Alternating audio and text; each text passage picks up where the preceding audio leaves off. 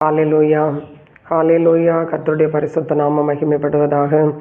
இந்த நாளிலும் கூட கர்த்தருடைய வேத வசனத்தை தியானிக்கும்படியாக நாம் எடுத்துக்கொண்ட வேத பகுதி எண்ணாகமம் புஸ்தகம் அதனுடைய 12ஆம் அதிகாரம் 1வது வசனம். எண்ணாகமம் புஸ்தகம் அதனுடைய 12ஆம் அதிகாரம் 1வது வசனம். எத்தியோப்பியா தேசத்து ஸ்திரீயை மோசே விவாகம் பண்ணியபடியினால் மிரியாமும் ஆரோனும் அவன் விவாகம் பண்ணின எத்தியோப்பியா தேசத்து ஸ்திரீ நிமித்தம் அவனுக்கு விரோதமாக பேசி. நம் கண்களை மூடி நாம் செபிப்போம்.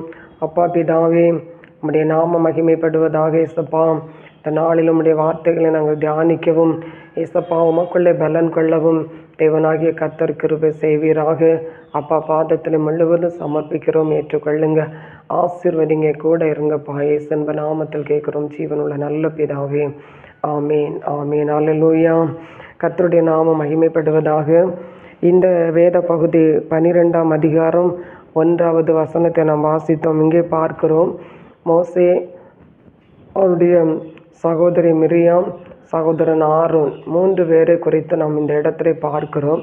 ஆனால் நம்முடைய தியான வசனம் என்னென்னா மிரியாமை குறித்து, நாம் பெண்களை குறித்து தியானித்து கொண்டிருக்கிறோம். வரிசையாக ஆதியாகமத்திலிருந்து எண்ணாகம் புஸ்தகம் 12ஆம் அதிகாரத்தில் மிரியாமை குறித்து நாம் பார்க்கிறோம்.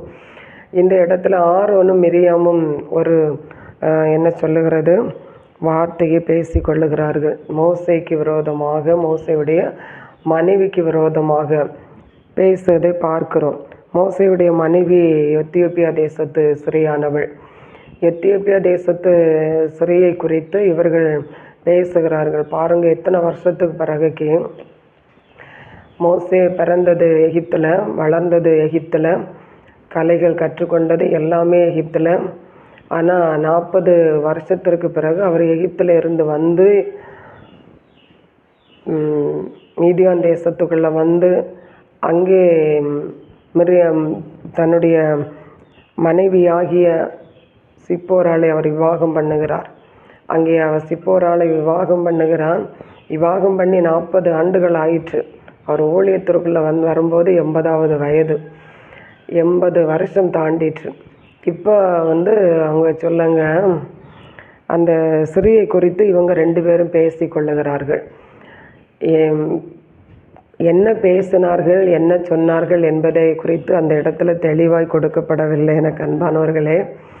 ஆனால் இந்த வார்த்தையை கர்த்தர் கேட்டார் அப்படின்னு சொல்லிட்டு 12ஆம் அதிகாரத்தில் 2வது வசனத்தில் நாம் வாசிக்கிறோம். கர்த்தர் மோசேயை கொண்டு மாத்திரம் பேசினாரோ, எங்களை கொண்டும் அவர் பேசினது இல்லையோ என்றார்கள். கர்த்தர் அதை கேட்டார் என்று சொல்லியிருக்கிறது. அப்போ மிரியாமும் ஆரோனும் பேசின வார்த்தைகளை கர்த்தர் கவனித்து கேட்கிறார். ஆனால் மோசே அதை கேட்டார் என்று சொல்லி அங்கே சொல்லலை. ஆனால் கர்த்தர் கேட்டார். மோசையோடு இருந்த தேவனாகிய கர்த்தர், மோசையை அழைத்த தேவனாகிய கர்த்தர் அங்கே கேட்டார். இந்த மிரியாமை குறித்து நாம் பார்க்கும்போது யாத்ராகமம் புஸ்தகம் 15ஆம் அதிகாரம் அதனுடைய 20வது வசனத்தில் 21வது வசனத்தில் நான் வாசிக்கும்போது அங்கே சொல்லியிருக்கிறது, இஸ்ரவேல் ஜனங்கள் செங்கடலை தாண்டி வரும்போது, அந்த செங்கடலை கடந்து அவர்கள் வனாந்தரத்துக்குள்ளே வரும்போது இந்த மிரியாம் அங்கே என்ன அந்த இடத்துல பார்த்தா பாருங்கள், நல்ல பாடல்களை பாடி, தம்பூர் வாசித்து பாடல்களை பாடி ஆண்டுடைய நாமத்தை மகிமைப்படுத்த அந்த இடத்துல எழுதியிருக்கிறது. மிரியாம் ஒரு தீர்க்கதரிசி என்று சொல்லி அதில் எழுதியிருக்கிறது. மிரியாம் ஒரு தீர்க்கதரிசி. 15:20 ஆரோனின் சகோதரியாகிய மிரியாம் என்னும் தீர்க்கதரிசி ஆனவள் தன் கையில் தம்பூரை எடுத்து கொண்டாள். சகல ஸ்திரீகளும் தம்பூர்களோடு நடனத்தோடும் அவளுக்கு பின்னே புறப்பட்டாள். அப்படின்னா ஒரு தீர்க்கதரிசி, அன்றைக்கு இருந்த பெண்களுக்கு ஒரு தலைமையிடம் வகித்த ஒரு ஒரு தீர்க்கதரிசியான மிரியாம். அன்றைக்கு மிரியாம் தம்பூர் கையில் எடுத்து நடனம் ஆடும்போது அவளுக்கு பின்னால் ஒரு கூட்ட ஜனங்கள் போயிருக்காங்க. கர்த்தரை பாடி துதிச்சு அவரை மகிமைப்படுத்தினான். இப்போ 21வது வசனம் சொல்லுது, மிரியாம் அவர்களுக்கு பிரதிவசனமாக, கர்த்தரை பாடுங்கள், அவர் மகிமையாய் வெற்றி சிறந்தார், குதிரையும் குதிரை வீரனையும் கடலிலே தள்ளினார் என்று பாடினார்கள். பாருங்கள், ஒரு தீர்க்கதரிசியானவள், அநேக பெண்களுக்கு தலைமை தத்துவம் வகித்தவள், அன்றைக்கு கர்த்தரை குறித்து எல்லாருக்கும் சொல்லுகிறார், கர்த்தரை பாடுங்க, அவரை மகிமைப்படுத்துங்க, அவர் குதிரையும் குதிரை வீரனை கடலில் தள்ளிட்டாரு, அவர் நமக்கு ஜெயம் தந்துட்டாரு, நம்மளை அந்த எகிப்தின் அடிமைத்தனத்திலேருந்து நம்மளை விடுதலை ஆக்கிட்டாரு, கர்த்தரை குறித்து பாடுங்க என்று சொல்லி அப்படி ஒரு ஆரவாரத்தோட நடனம் ஆடி துதிச்சு ஆண்டுடைய நாமத்தை மகிமைப்படுத்தி கொண்டிருந்த ஒரு தீர்க்கதரிசியானவள். அவள் இங்கே பார்க்கும்போது இங்கே சொல்லுகிற பாருங்க, கர்த்தர் மோசையை கொண்டு தான் பேசினாரோ, எங்களை கொண்டு பேசலையோ என்று சொல்லி அவள் இங்கே ஒரு வாதத்தை வைக்கிறான். ஆனால் இங்கே சொல்லியிருக்கு, எத்தியோப்பியா தேசத்து சிறியை மோசை விவாகம் பண்ணி இருந்தபடியினால் மிரியாமும் ஆரோனும் அவன் விவாகம் பண்ணின எத்தியோப்பியா தேசத்து சிறி நிமித்தம் அவனுக்கு விரோதமாக பேசினார். எத்தியோப்பியா சிறி இங்கே பாருங்க, எரேமியா 13ஆம் அதிகாரம் 23வது வசனத்தில் வாசிக்கும்போது, எத்தியோப்பியன் தன் தோலை மாற்றக்கூடுமோ என்று சொல்லிடு. அந்த எத்தியோப்பியன் தன் தோலை மாற்றக்கூடுமோ. அப்போ நாம் இந்த இடத்துல பார்க்கும்போது எத்தியோப்பியா என்று சொன்னால் ஒரு கருப்பினா ஒரு மக்கள் என்று சொல்லி நாம் பார்க்கிறோம் இன்றைக்கு. அப்போ மோசையை குறித்து பார்க்கும்போது அவர் ஒரு அழகுள்ள ஒரு பிள்ளை. யாத்திராகம் 2ஆம் அதிகாரம் 2வது வசனத்தில் அவர் ஒரு அழகுள்ள ஒரு பிள்ளை, சௌந்தரியம் உள்ள ஒரு பிள்ளை, அழகுள்ள பிள்ளை என்று கண்டு தன் தாய் 3 மாதம் ஒழித்து வைத்திருந்தாள். அப்போ மோசே ஒரு அழகுள்ள பிள்ளை. ஆனால் இங்கே சொல்லியிருக்கிறது எத்தியோப்பியா சிறி. எரேமியா புஸ்தகம் 13:23 வாசிக்கிறோம், எத்தியோப்பியன் தன் தோலை மாற்றக்கூடுமோ. அப்போ நாம் இந்த இடத்துல நான் பார்க்கும்போது அந்த எத்தியோப்பியாங்கிறது ஒரு கருப்பினத்தை குறித்து நாம் பார்க்க முடிகிறது. சரி, எப்படி ஆகட்டும், மோசேக்கு அன்றைக்கு தேவனாகிய கர்த்தர் கொடுத்த ஒரு மனைவி. கழிஞ்ச வாரத்தில் நாம் தியானித்தோம், அந்த மனைவியாகிய சிப்போரால் தான் மோசையே கர்த்தர் வழியிலே கொல்ல பார்க்கும்போது அவள் புத்திசாலியாக ஒரு கருக்கான கல்லை எடுத்து நுனித்தோலை, தன் புத்திரனுடைய நுனித்தோலை வெட்டி என்ன செய்தார், இரத்த சம்பந்தமான புருஷன் என்று சொல்லி அவள் மோசைக்கு ஜீவனுக்கு ஜீவனாக நின்றாள். ஆனால் இப்போ இந்த இடத்துல பார்க்கும்போது இவர்கள் என்ன செய்கிறார்கள், அங்கே முறுமுறுத்து பேசுவதற்கு பேசுகிறார்கள். ஆனால் இது நிமித்தம் என்ன ஆயிற்றுன்னா, கர்த்தருடைய கோபம் மிரியாமின் மேலே இறங்கினது. கர்த்தருடைய கோபம் மிரியாம் மேலே இறங்கினது. ஆனால் நாம் இந்த வசனத்திலிருந்து நாம் என்ன பார்க்கிறோம் என்று சொன்னால், ஆண்டவருடைய சமூகம் இது ஒரு தீர்க்கதரிசியானவள், ஒரு தீர்க்கதரிசியானவள். நாம் கர்த்தருடைய வேதத்தை வாசிக்கிற, ஜெபிக்கிற ஆண்டவருடைய பிள்ளைகளாகிய நாம் நம்முடைய நாவை காக்க வேண்டியது அவசியமாக இருக்கிறது. இந்த இடத்துல அவள் மிரியாமுடைய வாய், நாவு தான் அவளை கலங்க பண்ணினது. வார்த்தை, அவள் பேசின அந்த வார்த்தையை தான் கர்த்தர் கேட்டார். அவளுடைய செய்கையெல்லாம் நாம் யாத்திராகம் 15ஆம் அதிகாரத்திலேருந்தே நாம் வாசிக்கிறோம். அவள் ஒரு தீர்க்கதரிசியானவள், அவள் கர்த்தரை புகழ்ந்து பாடினவள், அநேக பெண்களுக்கு அவள் ஒரு தலைவியாக காணப்பட்டவள். ஆனால் இங்கே பார்க்கும்போது அவளுடைய வார்த்தை என்ன சொல்லுகிறது, கர்த்தர் மோசையை கொண்டு மாத்திரம்தான் பேசினாரா, அவர் எங்களை கொண்டு அவர் பேசினது இல்லையா என்று சொல்லி அந்த இடத்துல பேசுகிறார். அப்படின்னா அவளுடைய வார்த்தை, அந்த கர்த்தர் அழைத்த ஒரு பாத்திரம் மோசே, அவருக்கு விரோதமாக அவள் பேசுகிறார். தன் சகோதரனுக்கு விரோதமாக, தேவன் அழைத்த ஒரு பாத்திரத்துக்கு விரோதமாக அவள் பேசுகிறாள். ஆனால் அந்த வார்த்தை கர்த்தருக்கு பிடிக்கல. கர்த்தர் அந்த வார்த்தையை கேட்கிறார். இன்றைக்கு பாருங்க, அநேக நேரங்களில் நாம் தேவனுடைய பிள்ளைகள் தான், நாம் ஜெபிக்கிறவர்கள் தான், நாம் ஆண்டவரை ஆராதிக்கிற பிள்ளைகள் தான்.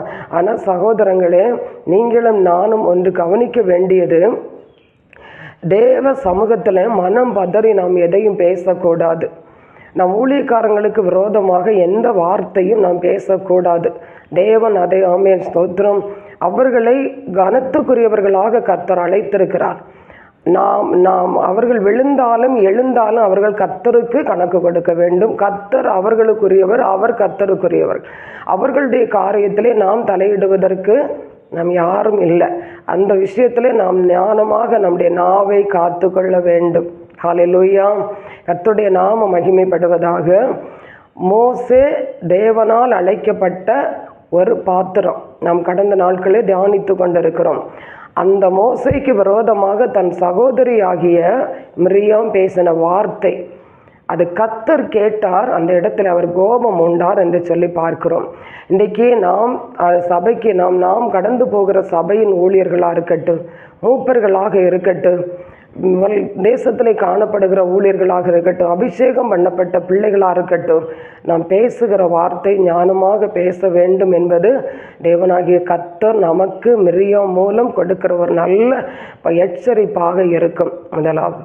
ரெண்டாவது இங்கே பார்க்கும்போது பாருங்கள், அதே 12ஆம் அதிகாரத்தில் 11வது வசனம் சொல்லுகிறது, அப்பொழுது ஆரோன் மோசையை நோக்கி, என் ஆண்டவனே, நாங்கள் புத்தியினமாய் செய்த இந்த பாவத்தை எங்கள் மேல் சுமத்தாதிரும். நாம் பேசும்போது என்ன பேசுகிறோம் என்பது நமக்கு தெரியாது, யோசிக்க மாட்டோம்.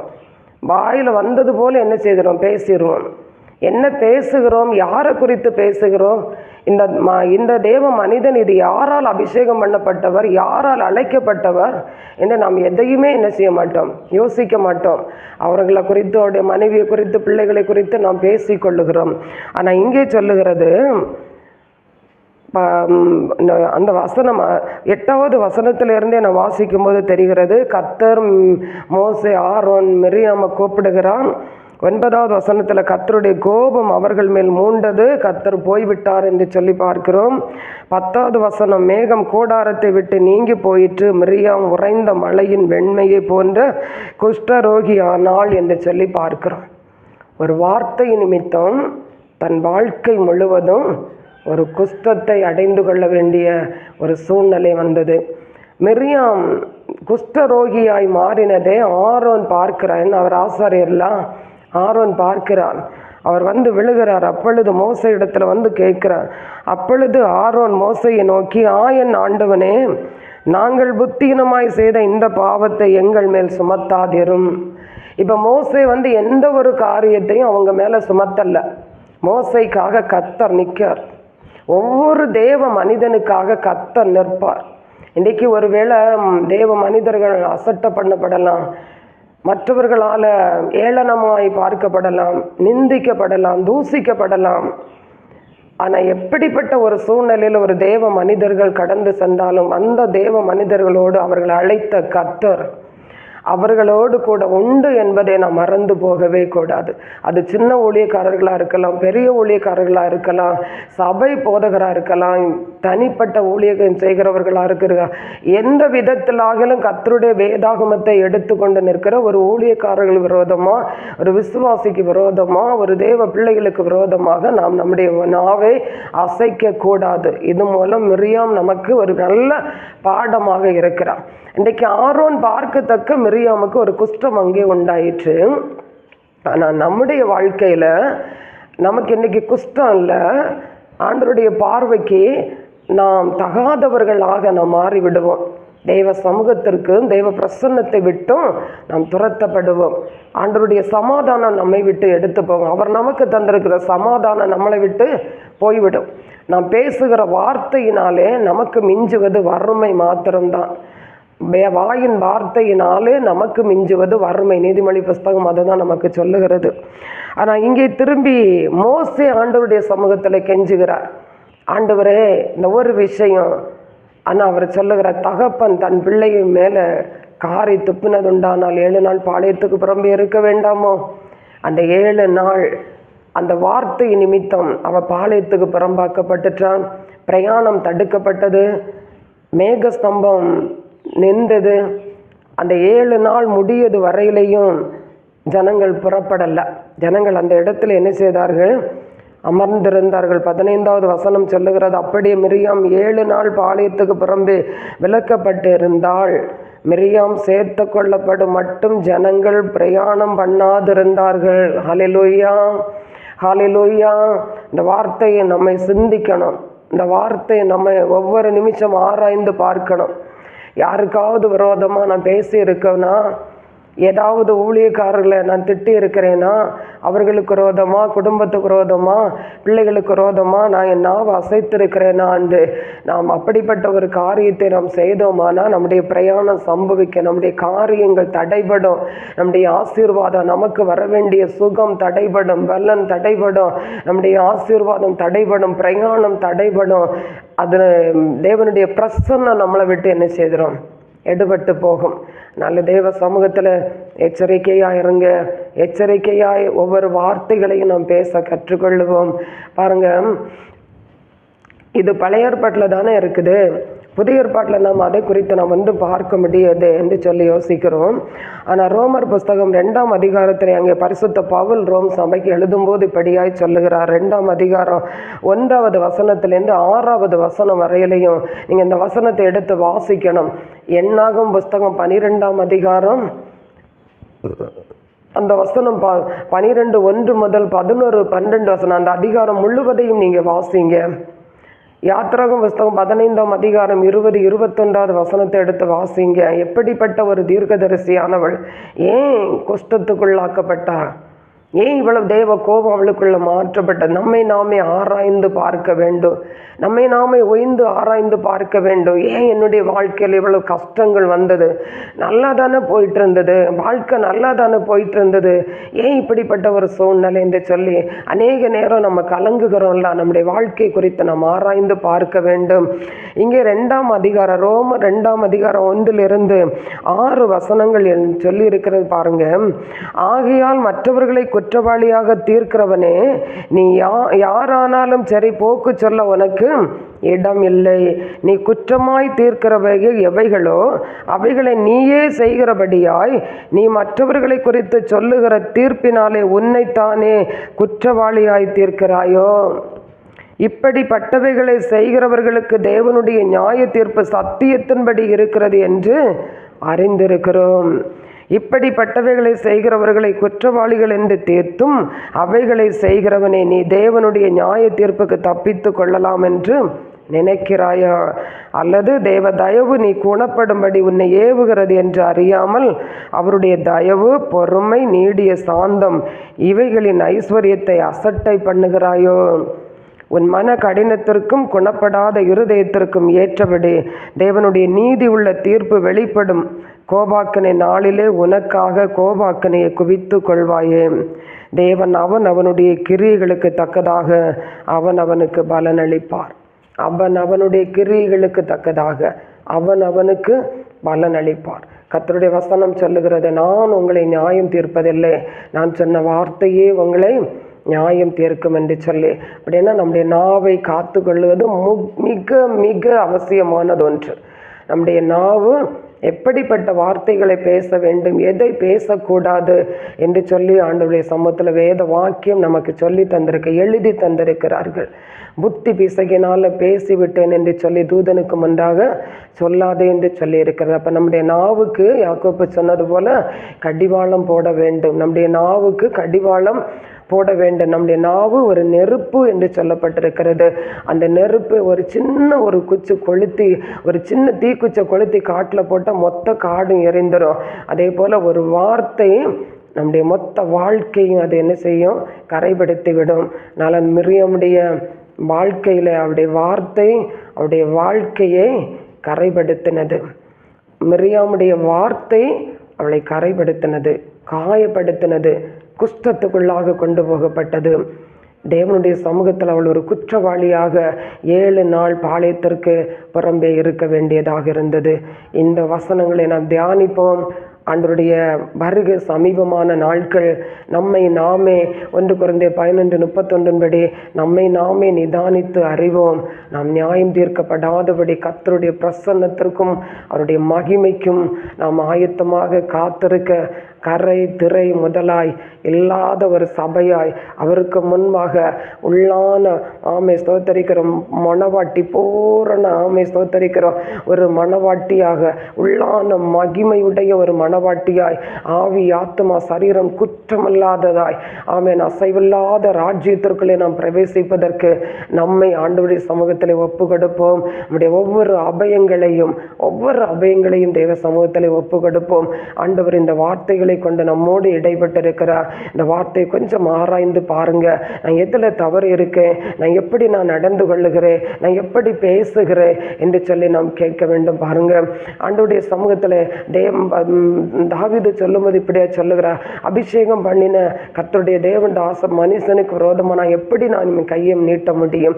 அப்போ நாம் ஒவ்வொரு நாளும் ஆண்டவருடைய சமூகத்தில் பயத்தோடு நடுக்கத்தோடு நாம் இந்த வசனத்தை வாசிப்போம், ஜெபிப்போம், ஆலயத்து போவோம், ஆராதனைக்கு போவோம். ஆண்டவர் நம்மை இன்னும் அதிகமாக நம்மை ஆசீர்வதிப்பாராக. நம்முடைய வார்த்தை நம்முடைய வாழ்க்கையும் நம்முடைய குடும்பத்தையும் நம்முடைய சந்ததிகளையும் தேவ சமூகத்தில் குற்றமற்றதாய் கொண்டு நிறுத்துவதாக. பரிசுத்த தேவ கரத்தில் நாம் ஒப்பு கொடுத்து நாம் ஜெபிப்போமா? ஆண்டவரே, இந்த வாமை ஸ்தோத்திர வார்த்தையின் மூலம் என்னை சுத்தப்படுத்துங்கப்பா. இந்த வார்த்தையின் மூலம் ஆண்டவரே என்னை பரிசுத்தப்படுத்துங்கப்பா. ஏசப்பா, என் வாழ்க்கையை ஆராய்ந்து பார்க்கத்தக்கதாக ஆண்டவரே மீண்டும் ஆமை ஸ்தோத்திரம் உடைய வார்த்தையை தந்தீரே. நீர் எங்கள் மேல் வைத்த நேசம், நீங்க எங்க மேல் வைத்த பாசம், நீங்க எங்க மேல் வைத்த அன்பு, அன்பின் வெளிப்பாடாய் சொந்த குமாரனே எங்களுக்காக தந்து உம்முடைய இரத்தத்தினால் எங்களுடைய பாவங்களை எல்லாம் கழுகி சுத்திகரித்து இயேசு கிறிஸ்துவின் இரத்த மாண்மை சகல பாவங்களையும் நீக்கி சுத்தமாக்கி ஆமீன் இரத்தாம்பரம் அந்த ஆமை சிகப்பா இருந்தால் அதை பஞ்சு போல வெண்மையாக ஆண்டவரை மாற செய்கிற எங்கள் அன்பின் தகப்பனே, உம்முடைய வார்த்தைக்கு முன்பாக எங்களை ஆண்டவரை ஒப்பு கொடுக்கிறோம். ஏசப்பா, ஏசப்பா, இந்த வார்த்தை ஆண்டவரை அடியாளையும் சுத்தப்படுத்தட்டும். ஆண்டவரே ஏசப்பா, இந்த வார்த்தையை கேட்கிற ஒவ்வொரு பிள்ளைகள் மேலும் என் தகப்பனே உம்மை ஸ்தோத்திரம் அறியாமல் ஆமேன் தவறாய் பேசியிருந்த எந்த வார்த்தைகளானால் ஆண்டவரே உம்முடைய பிள்ளைகளை மன்னிப்பீராக, வார்த்தையை மன்னிப்பீராக. இயேசுவே, உம்முடைய பிள்ளைகளை மன்னிப்பீராக. இது நிமித்தம் உம்முடைய பிள்ளைகள் வாழ்க்கையில் இருக்கிற சாபங்கள், பாவங்கள், ஆமே ஸ்தோத்திர சொந்த குடும்பத்திற்கு விரோதமாக ஏற்பட்ட ஆண்டவரே ஸ்தோத்தரிக்கிறோம். ஆண்டவரே வேதனைகள், பலவீனங்கள், ஆண்டவரே ஸ்தோத்திரம் இவைகள் எல்லாம் ஆண்டவரே ஸ்தோத்தரிக்கிறோம் மாறட்டும்.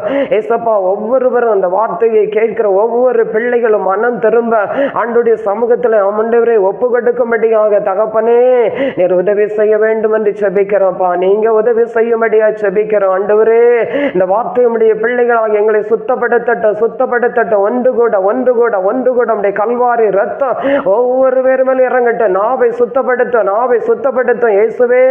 நாவு சுத்த வெள்ளியாய் மாறட்டும். நாவிலிருந்து வருகிற ஒவ்வொரு வார்த்தைகளும் சுத்த வெள்ளியாய், நாவிலிருந்து வருகிற ஒவ்வொரு வார்த்தைகளும் பிறரை ஆண்டவரே உம்மை ஸ்தோத்திரிக்கிறோம். ஆண்டவரே, காயம் கட்டுதலாக காணப்படட்டும் என்று சொல்லி ஜெபிக்கிறோம்ப்பா. கர்த்தருடைய பரிசுத்த நாம மகிமைப்படட்டும். இந்த மிரியாம் மூலமா நாங்கள் கற்றுக்கொண்ட ஆண்டவரே ஒவ்வொரு பாடமும் தகப்பனே எங்கள் வாழ்க்கையில் ஒரு பெரிய மாற்றத்தை கொண்டு வருவதாக என்று ஜெபிக்கிறோம். கர்த்தருடைய பரிசுத்த நாம மகிமைப்படுவதாக. உமது கரத்திலே ஒப்பு கொடுக்கிறோம், உமது பாதப்படியில் எங்களை ஒப்பு கொடுக்கிறேன். நீங்க பொறுப்படுத்தி வழி நடத்துங்க. ஆவியானவரே, உம்முடைய சகல சத்தியத்தின்படி எங்கள் ஒவ்வொருவரையும் வழி நடத்த வேண்டும் என்று ஜெபிக்கிறோம். உம்முடைய நாம மட்டும் மகிமைப்படட்டும். இயேசுவின் நாமத்தில் கேட்கிறோம் ஜீவனுள்ள நல்ல பிதாவே. ஆமேன்.